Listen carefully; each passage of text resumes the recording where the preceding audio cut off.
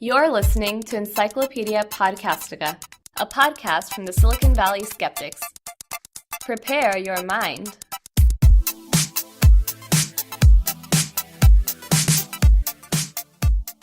Hello and welcome to Encyclopedia Podcastica. I'm Hunter Perrin. And I'm Matt Courtney. Encyclopedia Podcastica is recorded in front of a live studio audience. Woo! Yeah! This is our wonderful studio audience today. So Matt. Yes, Hunter.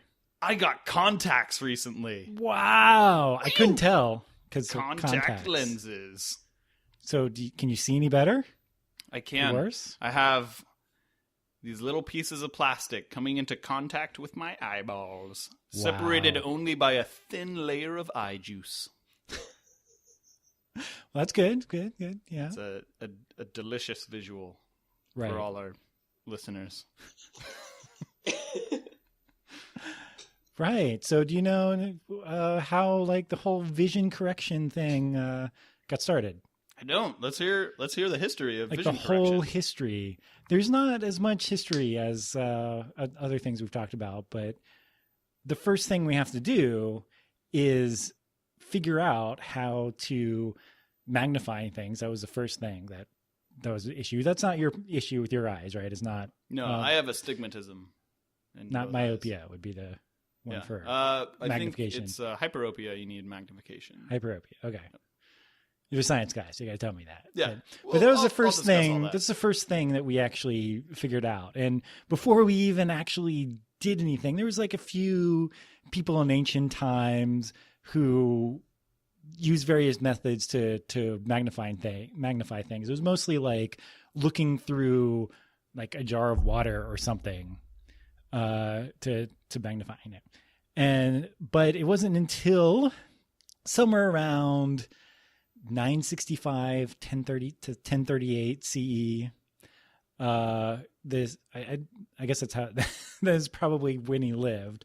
Hazen.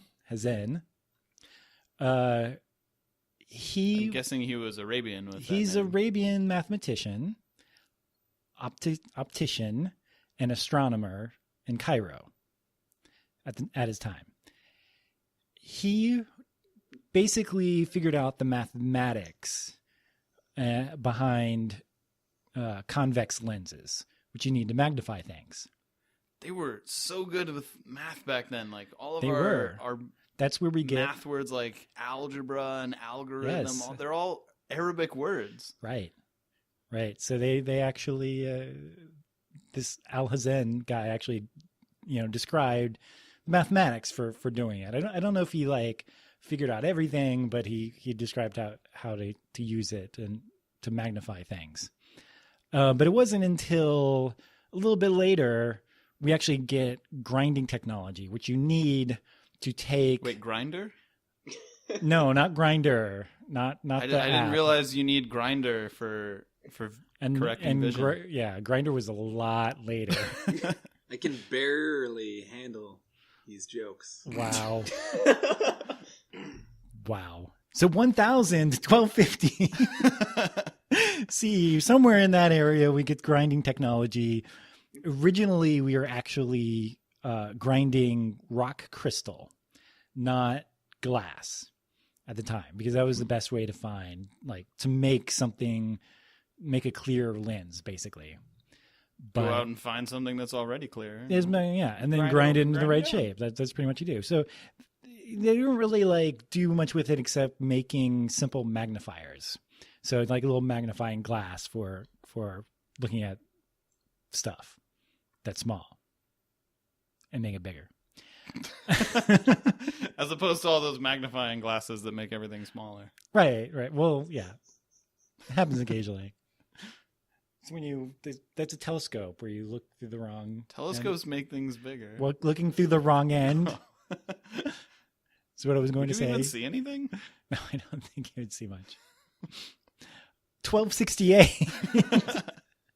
A Franciscan friar by the name of Roger Bacon, in his Opus Majus paper, he describes being able to see letters more clearly by looking through a half sphere of glass. So you're making basically a magnifier, which is you make a sphere of glass and then you just cut it in half. So a Pretty hemisphere. hemisphere, right. Very simple magnifying technique. His actual experiments with these lenses confirm the principles that Alhazen discovered hundreds of years before, a couple hundred years before. But we still don't really have like true vision correction, right? We're going to start with glasses, right? Eyeglasses. So, and that wasn't actually invented until the 13th century, sometime between, we're already in the 13th century according to this timeline, but sometime between 1268 and 1289, we have the first actual like recorded evidence of eyeglasses in 1286. So we know that they exist by then. We don't know exactly when they're invented. There's sometime in that range.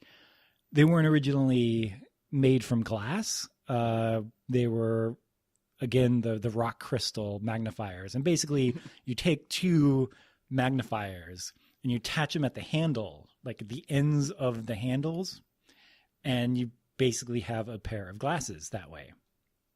How exactly you hold them? Tape them on your face? You don't. The original glasses, and really for like, I'll get into this, but for like hundreds of years, you held them to your face. Like those opera glasses. Right. They're exactly like those opera glasses. Oh, what's going on down there? Indeed. Is that a fat lady? Must be the end. Yes. All right. Likely the first pair of actual eyeglasses was made by just like a random person, not a noble or anything like that. There's no documented record of this guy. He probably made them, discovered how to make them, wanted to keep them secret, like the actual process secret, so he could sell them for a profit. And that's why we don't actually know who he is. So he put profit in front of fame for, his name. And there wasn't a whole lot of use, like demand for him at first. It was mostly monks and scholars, people who are the readers, not the average person. They don't really need them for most of what they do. Craftsmen would later need glasses, but the average person working in the field is not really going to need them. In 1306, there's this guy. He's a monk, St. Catherine's Monastery. I'm going to try to say his name, probably going to screw it up. Giordano.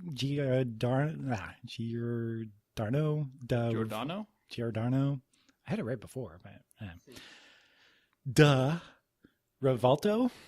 Giordano da Rivalto. Gotta get the proper Italian accent in there. I guess that works better. Yeah.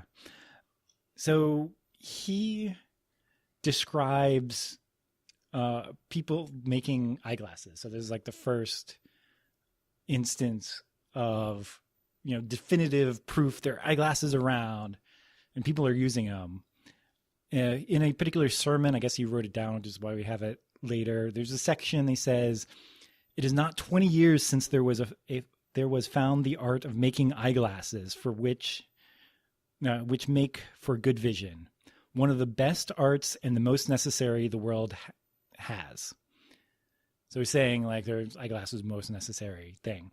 Well, part of this sermon, he actually in the sermon coined the word eyeglasses. Of course, it was in Italian, the Italian word for eyeglasses, which I didn't write down because I attempted to pronounce it and it wasn't even close. So, but basically he made the word eyeglasses. We've used it since. So what happens later that really makes eyeglasses popular? We've talked about this before. Anybody? Literacy. Yes, and what caused a lot of literacy? Printing press. Yes. The Gutenberg press was invented 1452. Suddenly... Are you sure it wasn't just, as we discussed in our last episode, it wasn't just that people wanted to see all the new auroras that were happening? No, it wasn't. Because I don't think you need eyeglasses to actually see them. Depends on... If you have shitty vision. I guess if you're nearsighted, then... Yeah. Yeah, at this point. Because we don't have... At this point in time, on my timeline here, we're not able to correct farsightedness. Yeah. Just because we can only magnify. Yeah. So the Gutenberg press radically increased literacy, which radically increased demand for eyeglasses. People actually needed them for a reason. Somewhere along the line, they're actually, I didn't write, I think I skipped this, but somewhere along the line, they're actually now being made from actual glass, which is important and very helpful. I thought that was that the random layperson that, wasn't he the one that did the first glasses made of glass? I think he was making the first glasses with glass, but that wasn't actually his entire invention. His invention was mostly putting two magnifiers together to make spectacles, to make eyeglasses. Oh, okay. It wasn't specifically making them out of glass. I think before that, they were actually... He's much less impressive now. Yeah, it's not that impressive. But I mean, it's really important kind of to think, to be able to do that. But yeah, he doesn't even have, you still have to hold them to your eyes to see anything. In Florence, short around the time of the Gutenberg press, Florence was like the big maker of eyeglasses at the time. And there is a letter from a couple dukes of Milan. Now, of course, they're in Milan. They're not in Florence. But the letter actually describes stuff that's happening over in Florence. And they actually mention new developments, including making both convex and concave lenses.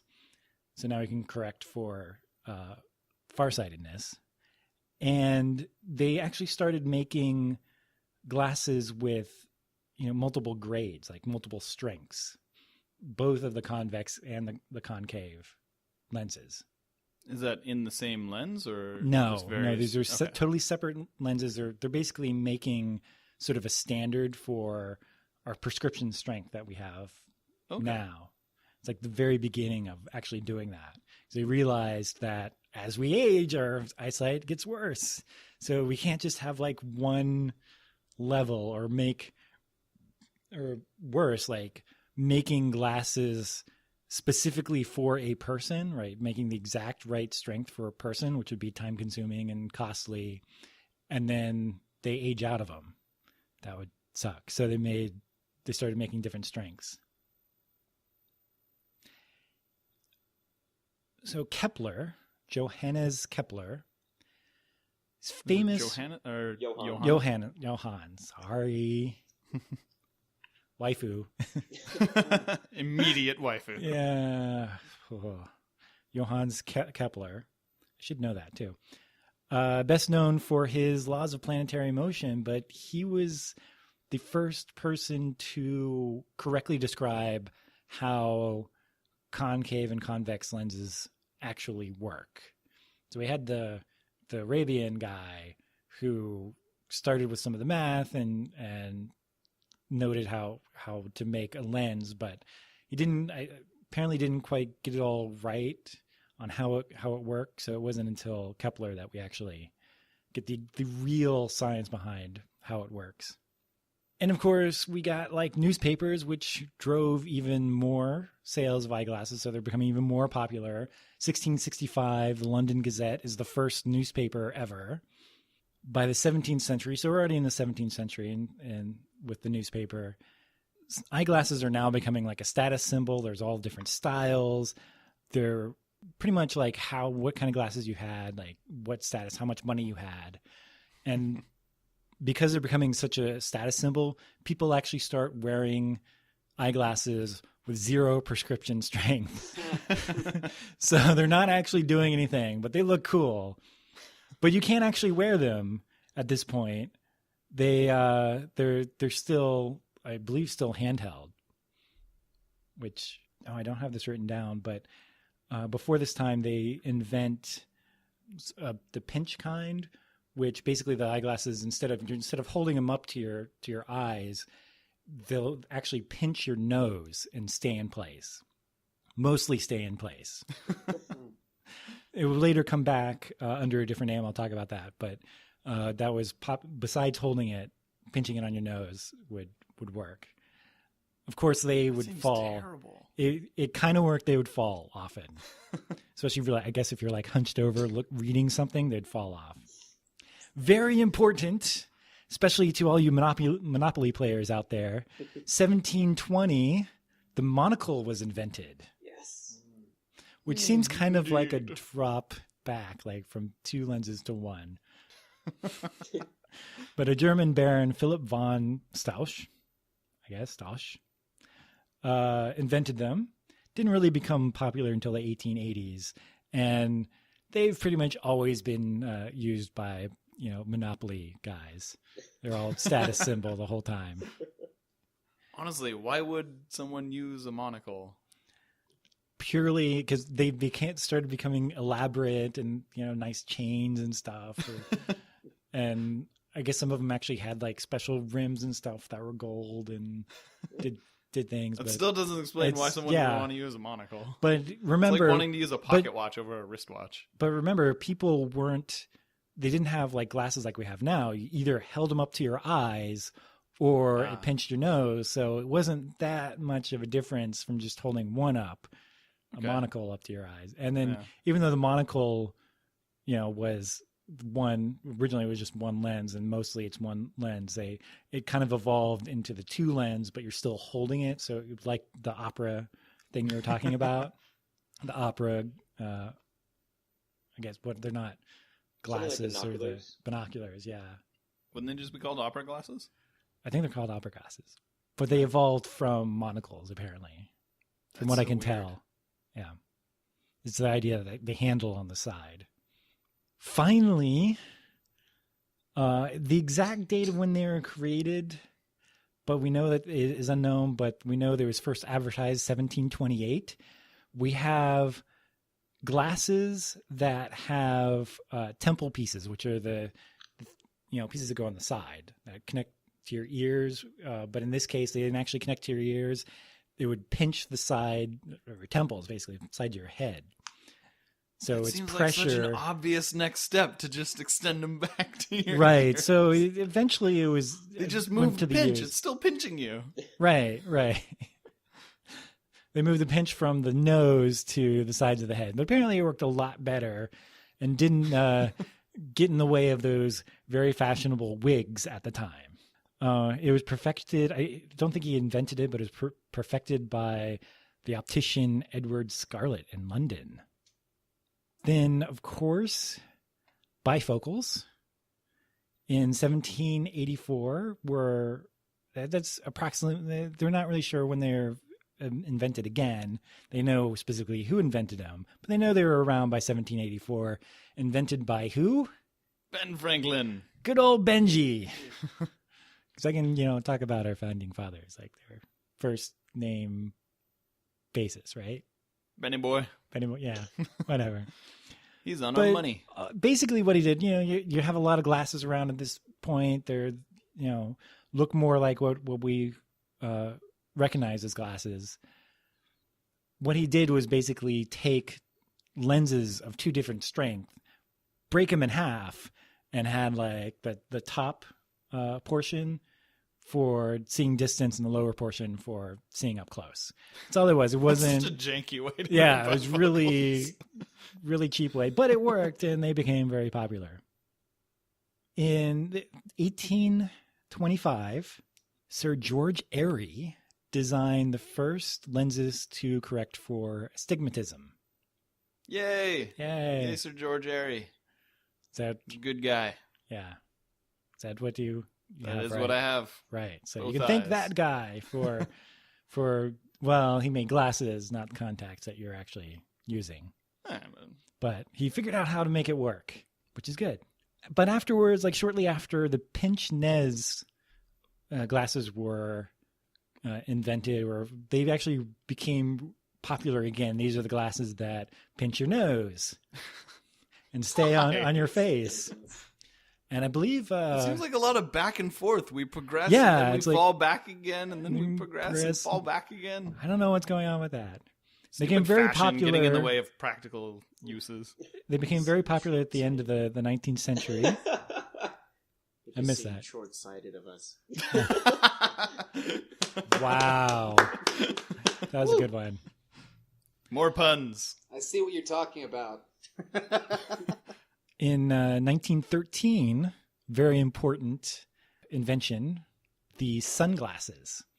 So actually, before that, tinted glass was used a couple times in eyeglasses, but they didn't become very popular, and they didn't really do a whole lot. They're just tinted glasses.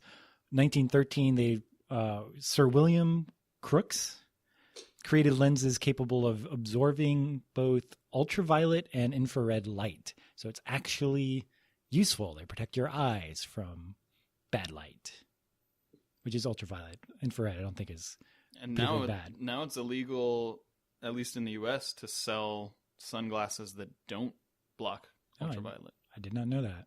I knew all of them. Because they can actually damage your eyes. Because they cause your iris to expand and let in more light. And if it doesn't block ultraviolet, you're just letting in more ultraviolet light, which is going to hurt your eyes. That makes sense.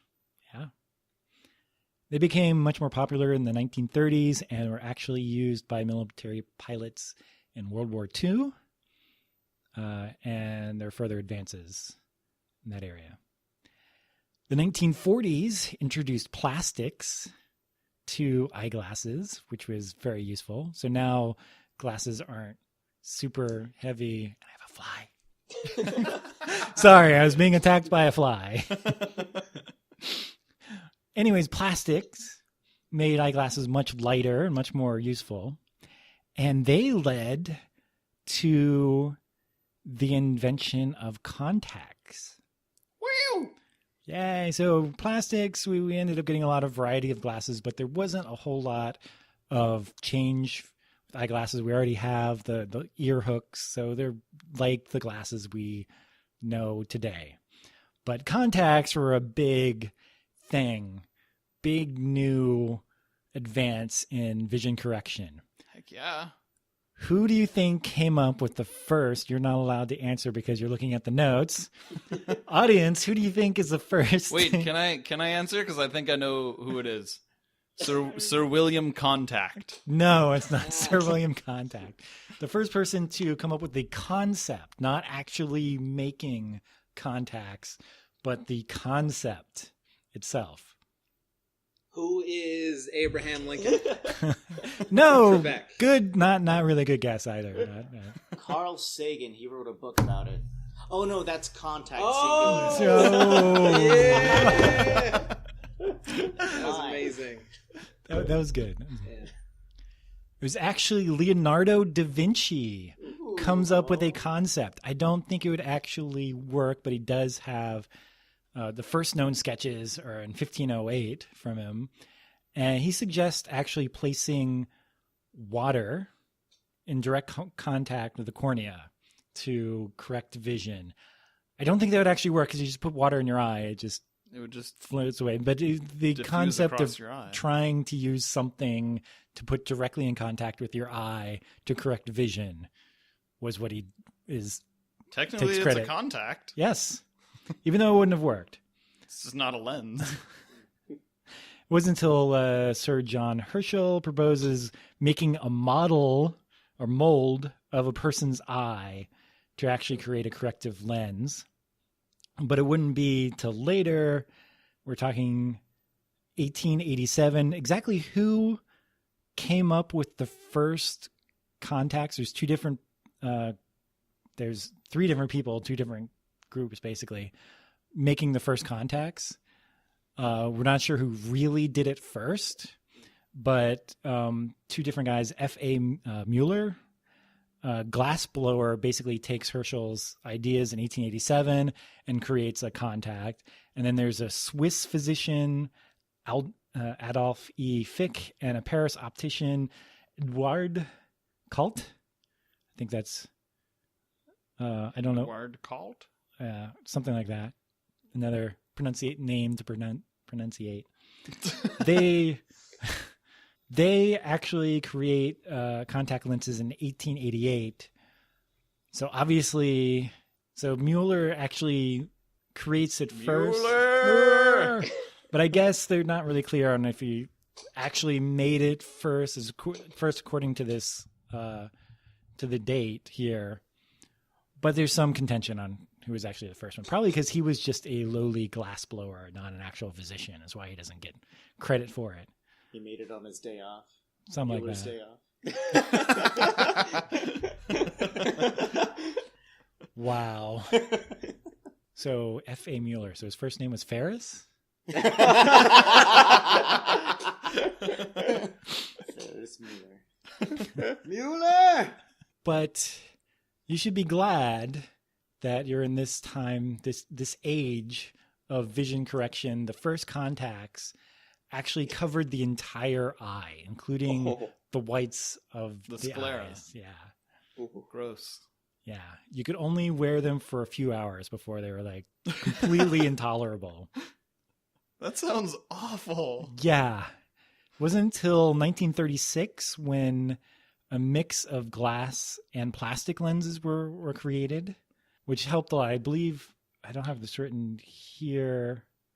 I guess it's the next version. In 1948, the first gas permeable contact lens, which basically allows oxygen to get around the contact lens.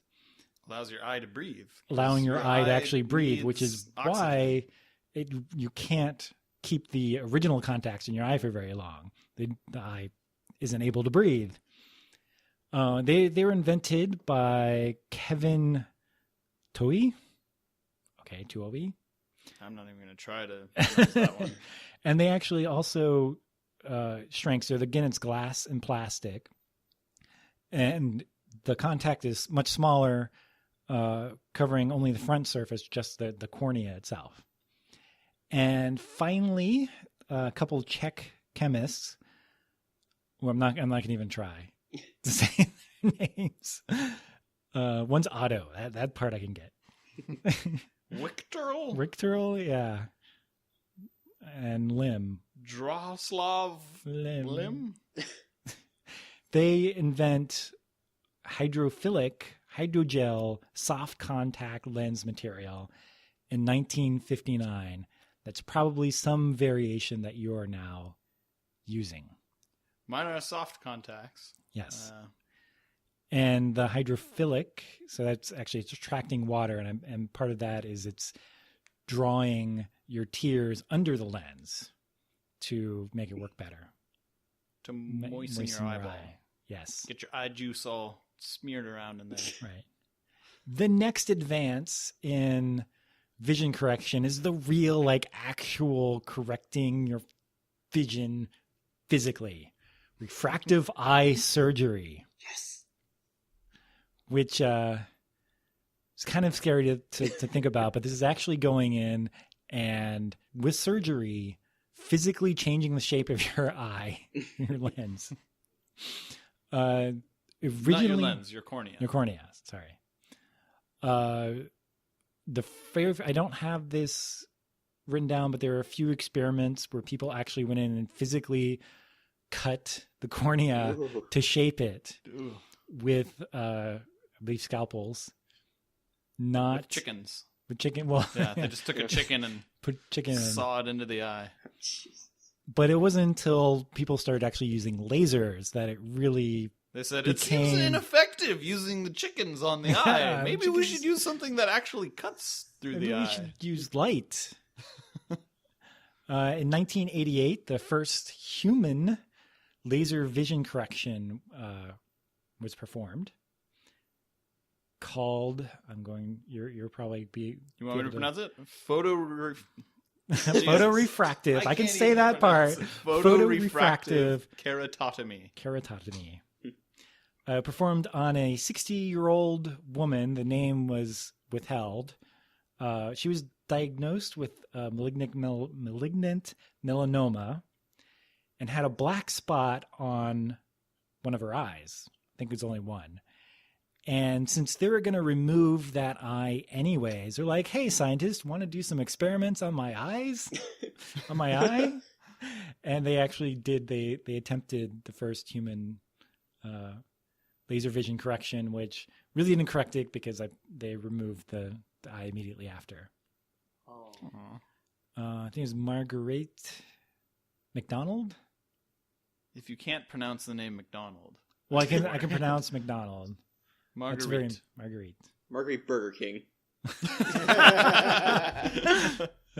So there was some advances with the very famous, everybody knows now, LASIK surgery, which is laser-assisted in situ keratomyeliosis. Invented by two eye doctors, one Greek, I think it's Yannis Pillacardis, and the Italian Lucio Burato. I think that's... It's like a burrito, but... Burato. Auto. Yeah. They developed a LASIK in 1990. After that, more advances, people started using... I don't know exactly when it happened, but originally LASIK was actually making a cut with a scalpel to make a flap, and then using the laser and then putting it back over. That was like the big advance. The next advance was using the laser to do initial cutting. And it's the tool is actually called a microkeratome. Yeah. The physical tool, and then they can use a femtosecond laser instead. Right. And the most recent one is wavefront analysis, where basically before they do any surgery, they are mapping what your eye actually looks like, your the cornea, and then doing the surgery from there. And that was actually developed in 1999, using computers to do all the fun stuff. And some of this stuff for approvals, this is like scary stuff because who wants people poking your eye? They had to go through a lot of trials. In Canada was like the first to approve any form of laser or of any refractive eye surgery. I believe that was the photorefractive keratotomy in 1991. The USA followed 4 years later in 1995, but LASIK was in 1999, and the wavefront analysis was approved in 2002. And that is pretty much all of the history that I know of for vision correction. So Hunter, tell us, how does it actually work? Well, before I tell you how vision correction works, I'm going to need to tell you how the eye works. Oh, that's important to know, isn't it? So, when did they invent the eye? The way the eye works, you have light passing into the eye, and the first thing it comes in contact with is your cornea. That is the dome-shaped, clear piece of tissue over your iris and your pupil. Right. And it makes a lot of bad jokes because it's corny. So that's held in place by your sclera, which is the white part of your eye. That if you're looking at someone's eyes and the whites of their eyes is known as the sclera. Once the light goes through the cornea, it'll enter into the anterior segment, which is filled with aqueous humor. So it's water humor. It's a liquid. It's a biologic liquid that's in between your iris and your cornea. Okay. So after the light passes through the anterior segment, it'll enter through your pupil, which is surrounded by your iris. Your pupil isn't actually a physical thing. Your pupil is just the name for the opening in your iris. Right. Your iris is the part of your eye that you can see color in. So if someone has blue eyes, it means their iris is blue. So the iris is a muscle that will contract and expand, and it'll dilate to allow more light in, or it'll contract to allow less light in. So why does it have color if it's a muscle? Are you gonna get to that? I don't know why it has color. I mean, it seems like muscle would be like red or something, but then you'd be really freaky because you'd have red eyes. Because I know it has to do with like melanin or something like that. It's not melatonin. It's some protein in your iris that gives it color. I'm not sure what protein is. We'll look it up. But I'm sure it also depends on your eye color what protein you have. Right. I think that depends on like how much you have, but also probably maybe some, because I know blue eyes is like actually the lack of a lot of coloring. It's like kind of the natural color, which is weird. We should definitely come back to this. Right. Once Maybe we've cut it all researched out and get in a waifu. So once the light passes through the pupil, it will enter into the lens. The lens is a relatively stiff piece of tissue that can be expanded by your ciliary muscles. Your ciliary muscles are your silly muscle. We got silly and we got corny. We got Your humor. eyes just full of jokes. Humor. Missed humor. So your ciliary muscles surround your lens, and they're connected to your lens by these suspensory ligaments. And when your lens needs to become less convex, in other words, take a more flat shape, your ciliary muscles will contract, and that will pull your lens out into a flatter shape. And when your lens needs to become more convex, it will relax. Your ciliary muscle will relax, and your lens will go back to its natural shape, which is much more convex. So I think if it's more convex, that's you're looking close up, right? And it's more flat, that's distance. Yes. Yeah.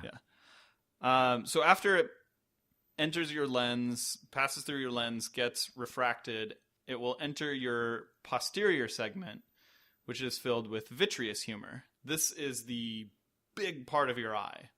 Like it's the big empty, I mean, it's not empty because it's filled with this vitreous humor, but it's the big transparent space in your eye that leads the light all the way to your retina, which is the coating of light-sensitive cells on the back of your eye. And your retina is pretty low definition usually, but you have one spot in your eye that is directly opposite your pupil called your macula. And your macula is more high definition, and your fovea, which is in the very middle of your macula, so when you're looking at something, the light is landing directly on your fovea. That is the most high definition part of your eye. That's basically where we see. So that's like 4K. It's not even 4K. I mean, your whole eye roughly would be, if you could measure it in megapixels, which you can't really, but you can kind of estimate it, it would be about 1 megapixel. Oh, okay. Yeah, so your eyes are not even close to the definition of like digital cameras that we have. Right. So once the light hits your retina, your rods and your cones, which are the light-sensitive cells in your retina, will convert the light into an electrochemical signal. And that will travel along your optic nerve. Well, first it'll gather into one spot in your eye, and it'll punch through your retina in a place called your optic nerve. And that's why we have a blind spot. If you close your left eye and look at something with your right eye, then a little to the right of where you're looking, you'll have this spot that you can't actually see. And your brain, if there's something in that spot, your brain will just kind of fill it in with whatever's around it. So if there's a dot on like a white background, your brain won't see the dot. It'll just fill it in with white. Yeah, I've seen there's like images you can find online where they tell you to close one eye and look at something, and there's like a rabbit or something off to the right. And when you're looking at the like maybe the magician on the left, the rabbit disappears. Like you can't see it at all because it's just like right in the right spot. Yeah, that is where your optic nerve punches through your retina. And an interesting thing about our eyes versus other eyes in the tree of life, or the bush of life on Earth, is our eyes, like all mammal eyes, and all reptile eyes as well. Our light sensitive cells are facing backward. So if you picture the eye as a ball, and the retina's on the back of this ball on the inside, the light sensitive cells are facing the outside of the ball. And all the nerves that gather the light information, the information from your rods and cones, run along the top of your retina. They run along the side closest to the light source, which is really weird. Is there a reason for that, or is it just happen? Like bad? Yeah, it's just bad. Did somebody design it that way? If they did, they're an idiot. Because octopi and squid and mollusks and other things in that order, I think it's called order, family, order, class. Genus? It's not genus. It's I don't know. Anyway, the other things like that have eyes that are made the right way. They have light-sensitive cells that are facing the light, and all the nerves gather on the back, and they don't have to punch through the retina because they just gather on the back. Okay. And go to the Do brain. they see so they better don't have than a us? blind spot. We have a blind spot. They don't. Oh. Which is really weird that we have a blind spot. And it's Right. like, evolution can only take little steps. It can't make this giant leap of putting all the nerves from one side to the other side of the retina. Right. So, it's going to do the best that it can with what it has. So when we're stuck perfect, with a blind spot. Until we perfect gene editing and can actually fix that. Maybe one day. Maybe. So there's a lot of problems that you can have with the eye. And we're going to talk about refractive problems, which are problems with the accommodation of the eye, which is the focusing ability. It's the ability of your eye to focus light that's coming into it onto your retina. There are lots of other problems that you can have, but refractive problems are the only ones we're going to go in depth on. But some of the other problems that you can have with your eye are, for example, obstructions inside your eye. Like you can have cataracts that block light from reaching your retina. You can have problems with the photosensitive cells themselves, the rods and cones. For example, you can have color blindness. You can have macular degeneration, which is where your macula degenerates and you get this spot right in the center of your vision that you can't see. And you can also have retinal detachment, which is where your retina detaches from the back of your eye, which needs to be corrected, or you can go blind. You can also have problems with the optic nerve, such as glaucoma affects the optic nerve. You can also have neurological problems where it's not a problem with your eye, it's a problem with your brain. You can have a condition where you can't recognize people's faces. So you can see just fine, and you can see people just fine, but you can't connect the person to the face. So you'll see a face, but where you think everybody is like an alien. That you think everyone's an imposter because you see their face, but you don't connect that face belongs to that person. Yeah, even if they're like your relative or something, or you've known them your whole life. Yeah, I think that's called aphasia. Aphasia? Yes. Yeah, so that's a problem with your brain. You can also have the vision center of your brain be damaged, which will make you blind, but not because your eyes don't see. And some of your brain can even recognize certain things, like you can recognize emotions, but not be able to see. So where if someone in front of you is smiling, you'll smile as a reaction to that, but you can't actually see them. You're blind. You can also be missing parts of your eye. Like aniridia happens when you're missing your iris, which makes you very photosensitive since you can't control the amount of light that's entering your eye. And aphakia is where you're missing your lens. You don't actually have a lens. So does that mean there's only one distance you can see then? Yeah. Wow. And it's usually a result of surgical removal of the lens. It's very rare that you'll be born with no lens.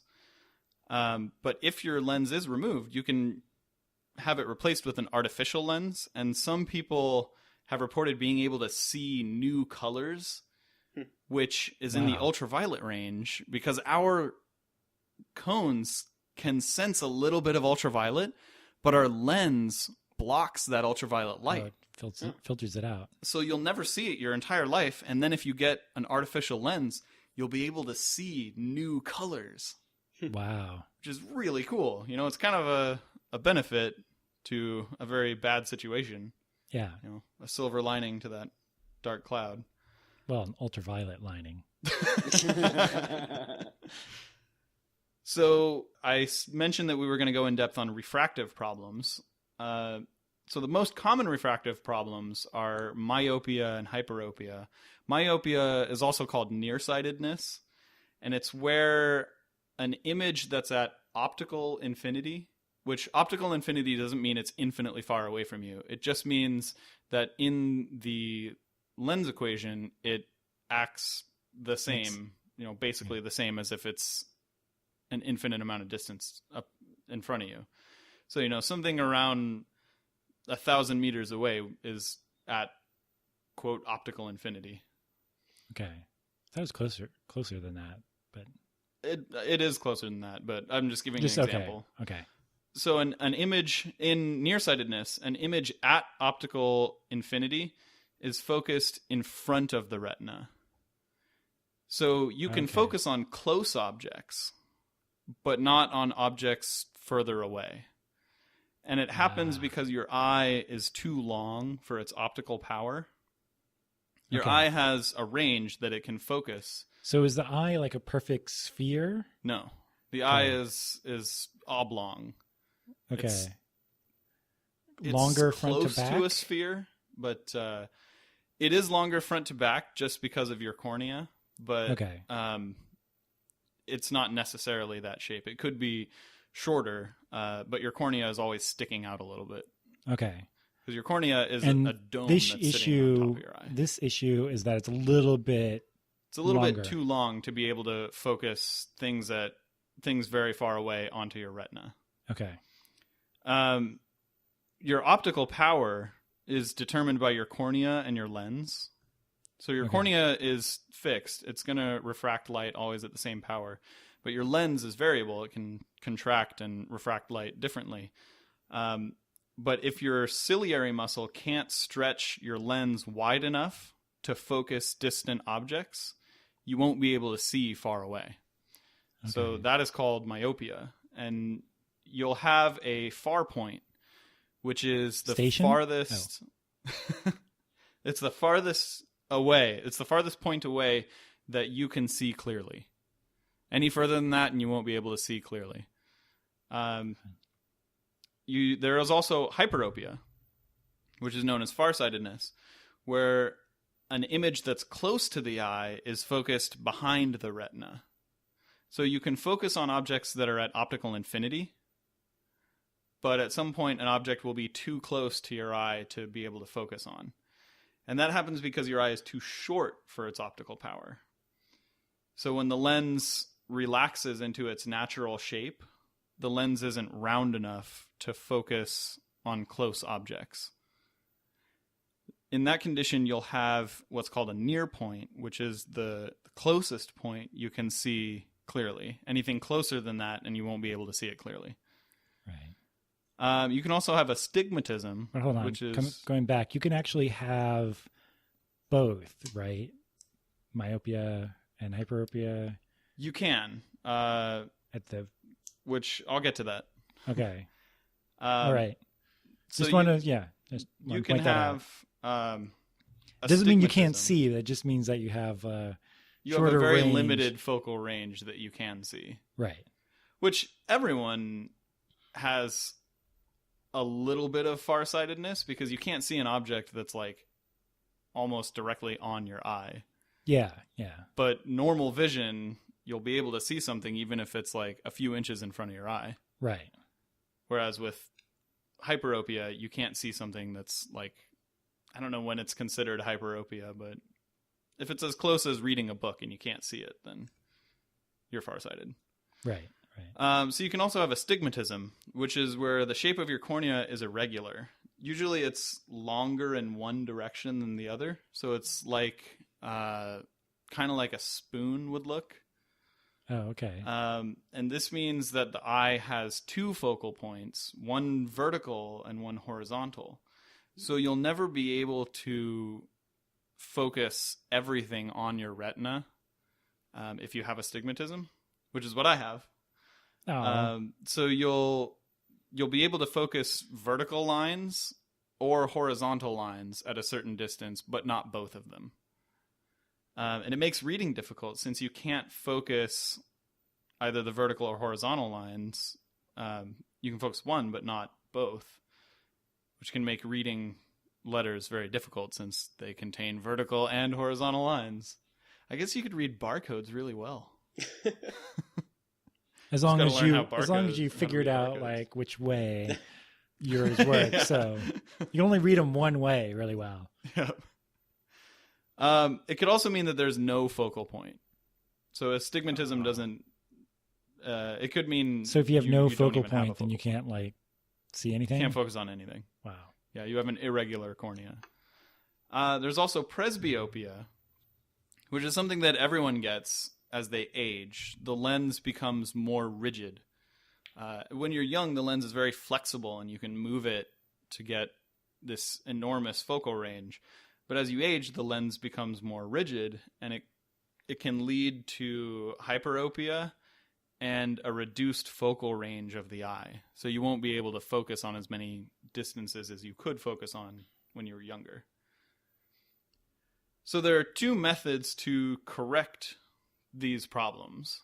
You can either put a lens between the eye and the world, which is what probably the easiest, right? Yeah, it's definitely the easiest.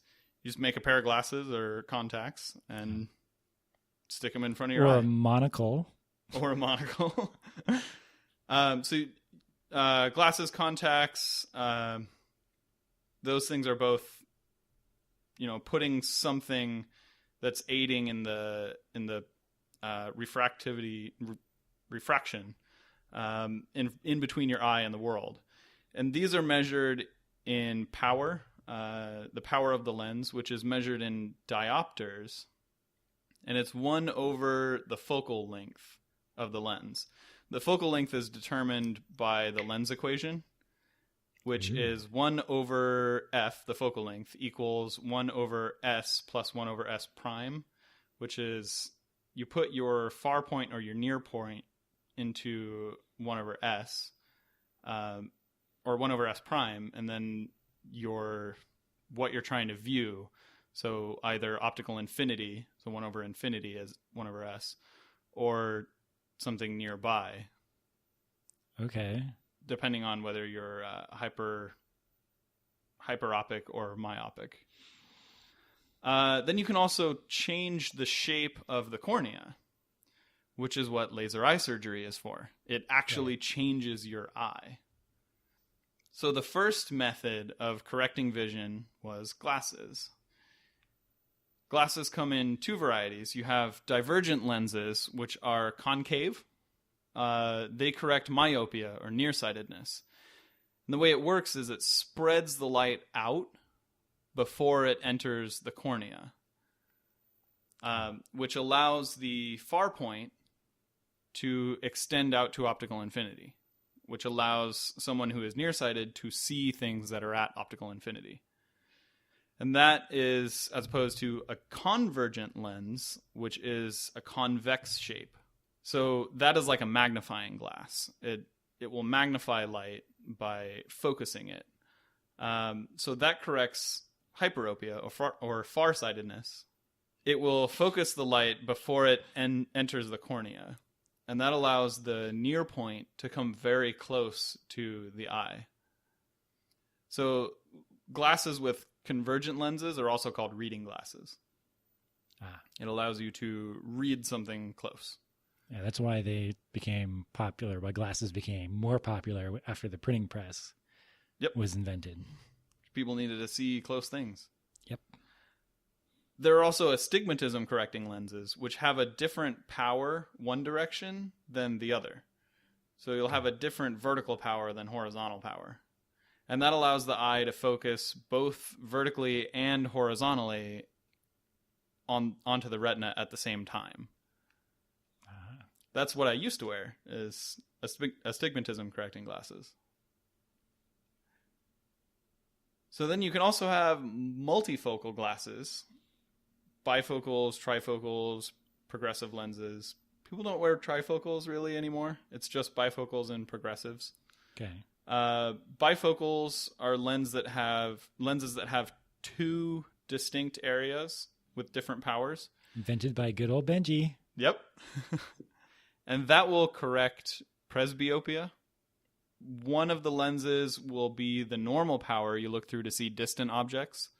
And a section near the bottom of the lens will have a higher power for focusing on close objects like a book. Then you have progressive lenses, which are like bifocals, but the power gradually changes vertically along the lens. So in the middle of the bottom part of the lens, it will have a high power for focusing close. So progressive lenses won't have that distinctive line that bifocals have. Right. Then there are also photochromic lenses, which are often just called transitions lenses after the most popular brand. I thought you were talking about like sunglasses. Well, they become sunglasses. Right. Yeah. So they'll darken when they're exposed to a certain wavelength of light. Most commonly, it'll be UV light. And one technology that's used is silver chloride crystals, which react to the UV light by becoming more opaque. UV light will oxidize the silver chloride crystals, and it will cause them to group together and block incoming light. So it actually does block UV and other, well, obviously does other light, but... Yes, it will block UV light. Okay. Yeah. And when you remove it from a strong UV light, they'll return to their transparent state. Generally, it takes a little bit longer for them to become transparent than dark. But yeah, I had a lot of friends complained about having them because you go outside, they turn dark, that's all great. You go inside and you can't see for like a few minutes. Yeah, I had transitions lenses for years, and I liked them. It was only very rare that I would notice when I came back inside. It was like on a very bright day when I went into a very dimly lit place. So then you can have contact lenses, which is what I have now. They're currently in my eyes. Wow. Can we see them on the podcast? I don't know. Can you see them? Well, contacts are actually dyed just a little bit, usually blue, to help you find them if you drop them. Because if you drop a clear contact onto like the floor or the sink, you're not going to be able to see it. So they make them a little bit blue. Well, you can't see them because they're not in your eyes anymore. Yeah, another reason you can't see them. But your friend's helping you out. They'll be able to see them. Hopefully. Yeah. Hopefully someone can help you out. Yeah. So you'll have the same type of lenses with contact lenses that glasses have. Divergent and convergent lenses, as well as what's called toric lenses, which toric lenses are the kind I have that correct for astigmatism.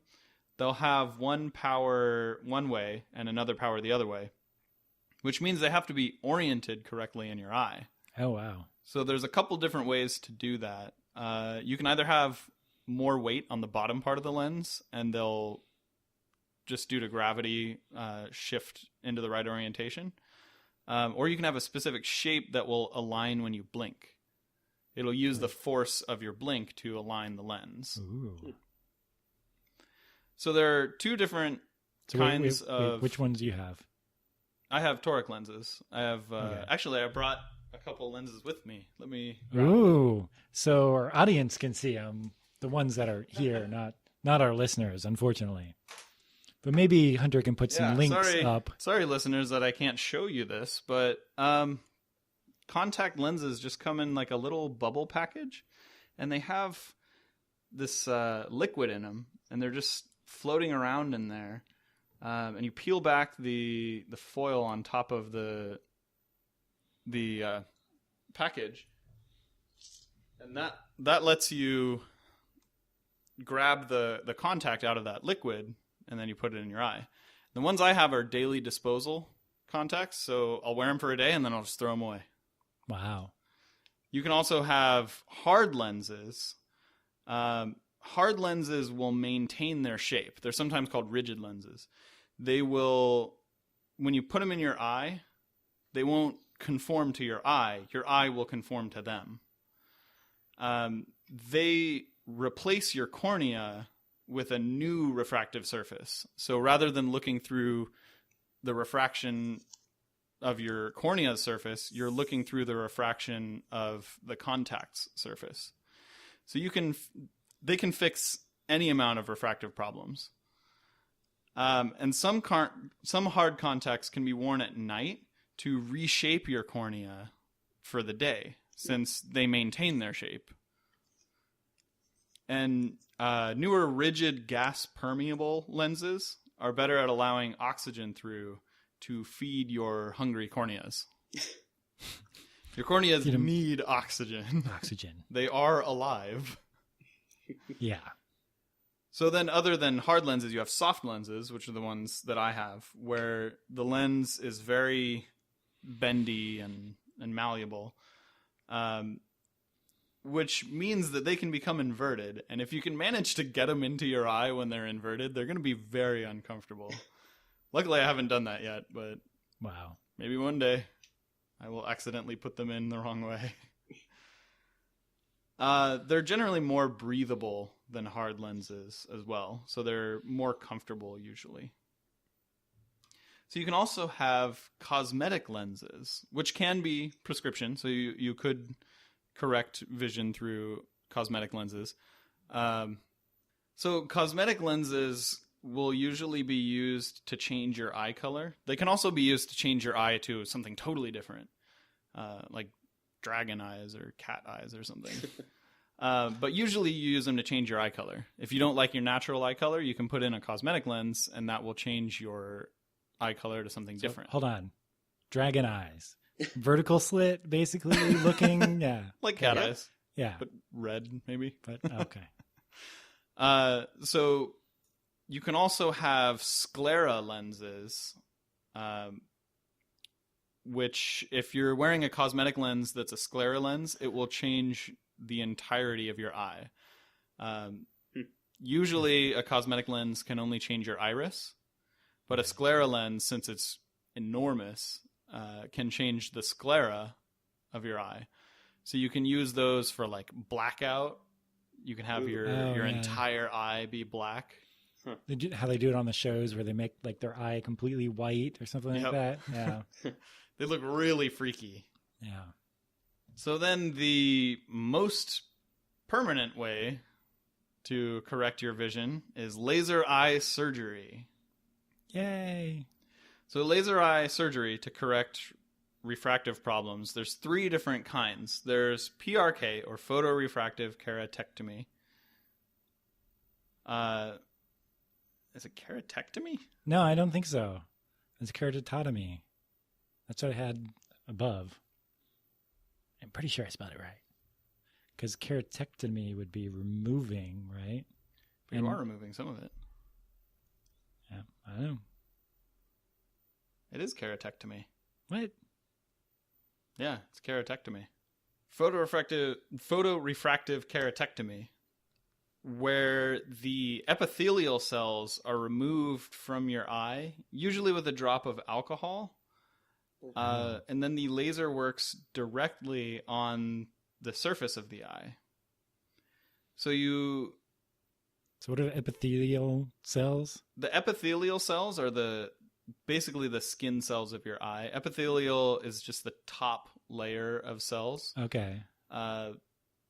So those are the layer that if you were to touch your eye, you're touching your epithelial cells. And they regenerate very quickly. Okay. So you can remove them and they'll just regenerate within a couple days. So the kind of laser that is used is called an excimer laser.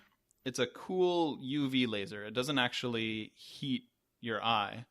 And it's used to vaporize the stroma cells.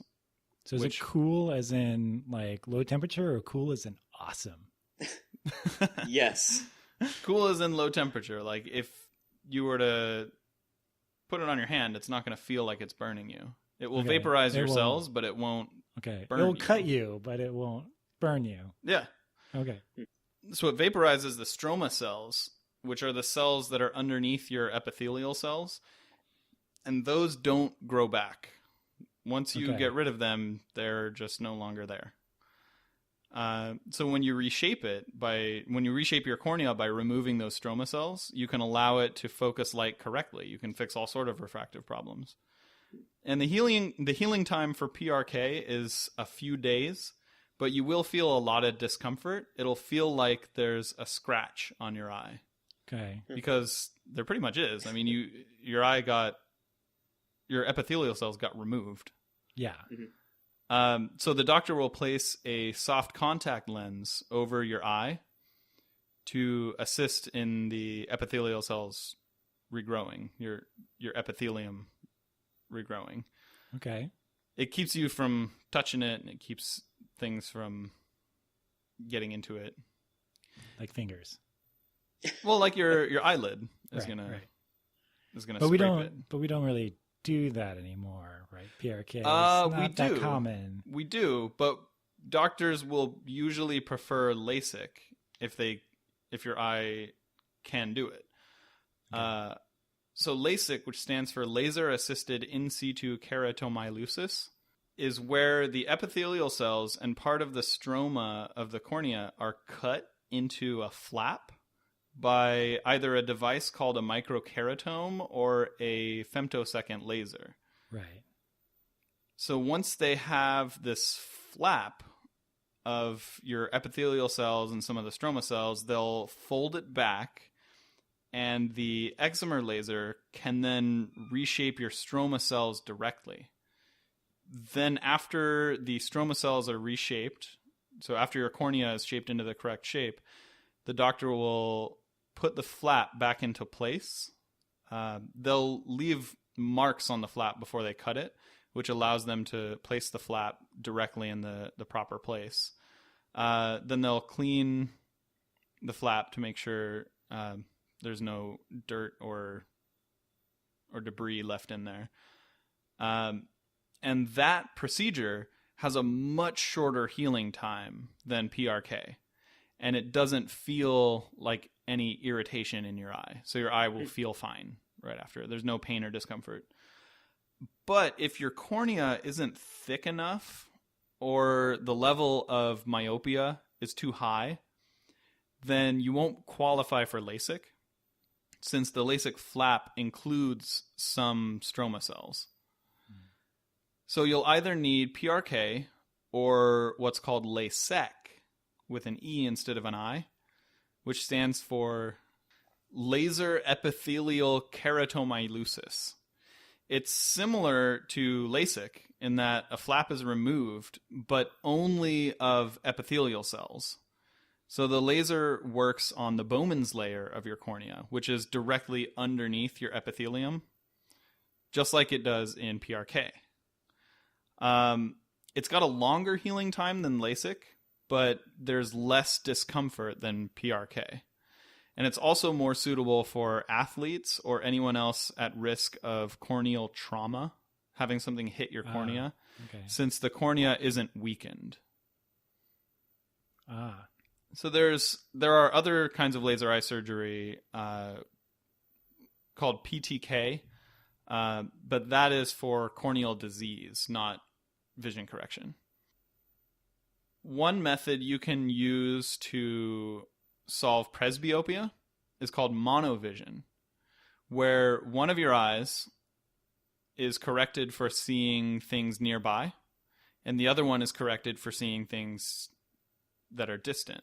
I think my mom actually has that, because you needed both corrections. So one eye is distance, one eye is close up. Yeah, and before the procedure is actually done, a patient will get contact lenses that will create this situation, just to make sure that the patient can adjust to it. Okay. I don't think she got contact lenses though, but I'm sure she had glasses that did that. Okay, yeah. Yeah. As long as you're seeing what it's going to be like, and then Right. you can, if you absolutely can't stand it, you wouldn't get the surgery. Right. So do we have any questions from our audience? Sure.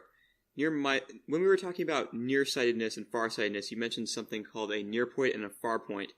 Is that something that's a drastic drop-off? It's like all of a sudden you can't bring anything to focus at that point? Yeah. So things will get more out of focus, but there is one specific point where further away or closer than that point, you can no longer focus things. Okay. So, how big is a blind spot caused by a nerve hole? It's not very big.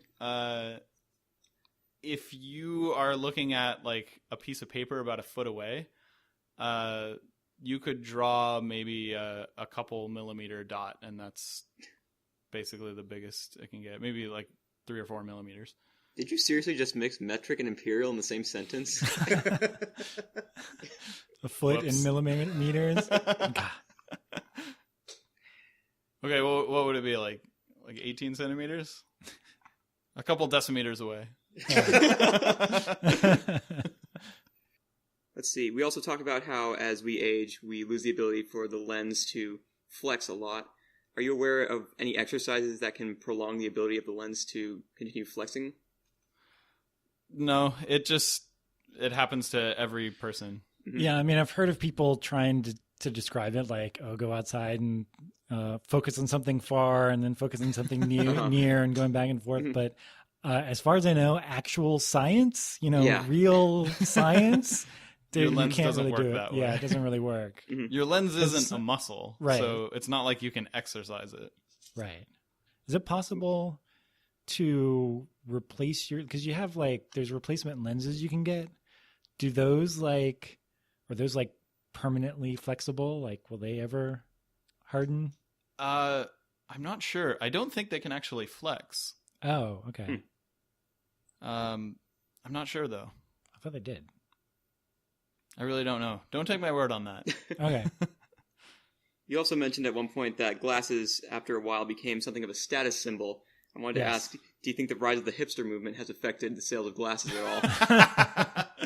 I think absolutely. Well, really crappy plastic sunglasses? Yes. Of course. Yes, of course. Regular glasses, I'm not so sure. Actual cool sunglasses, probably not. Mm-hmm. Don't knock crappy plastic sunglasses. I can finally wear them again. Ooh. I'm super excited. Any other questions? That was all I had. Okay. Awesome. Well, we do have... Oh, wait.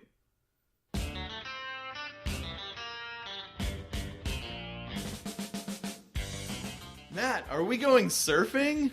Do we have music again? Yeah. You don't hear that music? Oh, yeah, now I hear it. It's so amazingly surfy-like. We're surfing the waves of our own ignorance in a section we like to call Whoops, I Fucked Up, or WIFU. Yes. We have some corrections to our episode on microwave ovens. Yes, we have one major correction. We said that there were actually no evil villains who created a microwave weapon, and that is not true. Maybe you said it. I held the position that it is absolutely something a supervillain would use. Well, yeah, we I think all came to agreement that it would be something that a supervillain would use, but we were not aware of any actual supervillains. But there is one supervillain called the U.S. military. Not really a supervillain, but the U.S. military did actually create a microwave heat gun called the active denial system, as they call it, and it's used mostly. It's called a non-lethal directed energy weapon, which really sounds like a supervillain weapon. I don't know. You take the non out of it, and then it would be a Yes, it's supervillain. true. Yeah. Just make it more lethal, and you're good. But it's basically designed for what they call area denial, perimeter security, and crowd control. So it's not really to kill people, but to like secure areas, get like crowds to go away and stuff like that. And basically, what they're doing is they're shooting a ray of microwaves into an area at people and it works by heating up the skin of the people in the area, making them really hot. And so they want to run away and not be in that area. It works on a slightly different wavelength than regular microwave oven. Actually, I think it's much different wavelength. And it doesn't penetrate as far as the microwaves in your microwave oven would go. So it just heats the very surface of the target's skin and doesn't penetrate and cause any damage of any sort. I mean, it's going to cause a little bit of damage because it actually is burning your skin. And if you're in the field long enough, you'll get like first-degree burns. Possibly second-degree burns. That's apparently is fairly rare because people generally can't stay in it long enough. Yeah. And I assume Like they don't holding actually keep it on. your hand over a candle. You're not Right. going to do that for very long. Right. I mean, it's really hot. And the idea is that you just leave that area. It was deployed to Afghanistan in 2010, but never actually saw combat. I don't think it's actually been used in any real military exercise or service of any sort. And the one photo that I have seen of it is basically it looks like this giant satellite dish on top of a Humvee. Huh. It's that big, and it's basically sending this big ray of microwaves. And there are a couple of portable versions that are in active development. I don't think they're deployed in any way, but basically having like a rifle like gun that you'd point at somebody or at a crowd and heat them up and get them to go away. So yes, evil microwave guns do exist. At 95 gigahertz. Yes, I didn't actually mention that. It was 95 gigahertz or 3.2 millimeter waves. Which is much higher than Right. The 2.4. 2.4, 2.4, 2.45 Right. gigahertz. But they're still technically microwaves. Yeah. Yeah. Very different color. Yes. Did you know that space is microwave colored? There's a microwave background radiation. Yeah. Yeah. It's light. Yeah. It's got a color. We just can't Not a see color. it. Yeah, it's not a color we can see, but space is microwave colored. Yeah. And way back a long time ago, in like the very beginning, beginning of the universe, I mean, Right. when that light was emitted, which I think was 300,000 years after the universe came into existence, in its current form at least. That light, rather than being microwave colored, was orange. Oh, yeah. And it's slowed down. Yeah, Or it elongated. is stretched out and lost energy as the universe has expanded. Right. But yeah, space used to be orange, Wow. and now it's It's microwave weird. colored. Really cool. So yeah, that will wrap up our episode on vision correction. Yay. Thank you, Matt. Thank you, Hunter. And we want to thank Cyber SDF for letting us use their song Welcome and Mellow Acid as our intro and outro. And Blue Wave Theory for letting us use their song 900 Turbo as our WIFU music. And we want to thank the studio audience. Woo! There's more than one person here! Woo!